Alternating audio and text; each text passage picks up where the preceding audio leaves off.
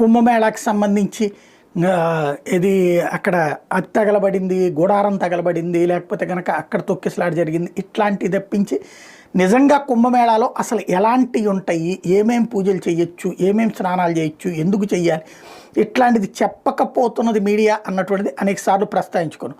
అయితే ఇందులో ఒక కాన్సెప్ట్కి సంబంధించి తాజాగా ఓ మిత్రులు పంపించింది.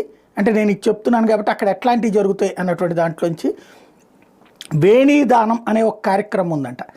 జీవితకాలంలో మహిళలకు సంబంధించిన ఋతుదోషాలు, ఋతుకాలంలో వంట చేయటం, అలాగే భర్త సముఖంలో లేనప్పుడు అలంకరించుకోవడం, ప్రసవ సమయంలో గర్భదోషాలు, భర్తను దూషించిన తాండనం అంటే దండించిన అంటే భర్తను తిట్టినా కొట్టినా, స్త్రీలకు సంబంధించిన ఏ దోష నివృత్తికైనా ఈ వేణీదాన పూజ చేస్తారట.